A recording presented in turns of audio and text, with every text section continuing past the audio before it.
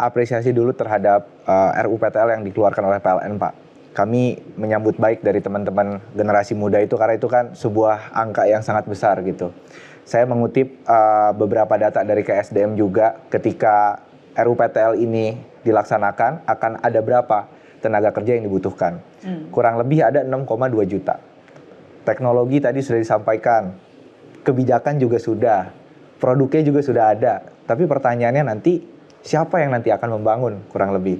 Kita bicara VRI, intermittent misalkan. Kita mau bangun PLTS atau pembangkit listrik tenaga surya, angin atau hidro di kemudian hari. Itu kan berarti kita harus bisa memetakan berapa yang dibutuhkan untuk tenaga kerja di lapangan. Berapa yang dibutuhkan untuk tenaga kerja yang mendesain. Yang lalu juga bisa menjual dan lain sebagainya. Nah, itu yang menurut saya pribadi dan teman-teman komunitas ini belum ada yang bisa memberikan pencerahan terhadap kita semua. Sehingga kita mempelajarinya itu masih belum tahu apakah secara general atau secara spesifik. Karena kita belum melihat pemetaan hal tersebut. Nah, kalau misalkan itu bisa kita antisipasi sekarang, kita bisa mengarahkan komunitas-komunitas ini harus belajarnya itu di tematik seperti apa gitu. Sampai sekarang itu kita masih learning by doing dan juga berkolaborasi dengan berbagai macam pihak.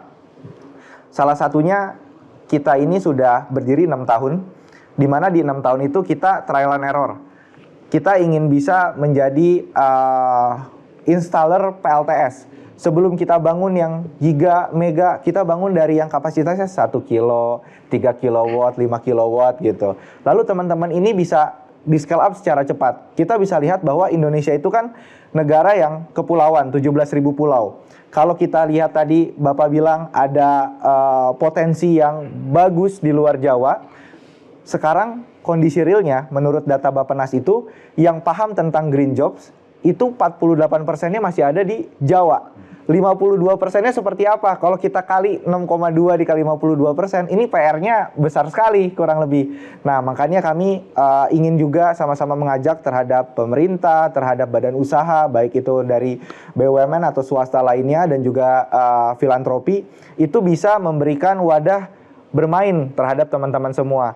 Misalkan ada pembangkit listrik tenaga surya buat pompa air, lalu juga buat cold storage, perikanan. Itu kan skalanya kecil dan bisa dibuat dengan mudah oleh teman-teman semua. Itu teman-teman itu bisa membuatnya mungkin hitungannya bukan minggu, tapi beberapa hari aja. Nah, hal-hal itulah yang dibutuhkan oleh teman-teman semua, kolaborasinya sehingga green jobs kita itu bisa menjadi nyata. Karena bonus demografi itu kan sesuatu yang kita investasikan, baru kita mendapatkan bonus. Kalau misalkan kita tidak melakukan, itu bonusnya tidak bisa kita capai. Nah, hal-hal ini kita sudah ada beberapa case study-nya.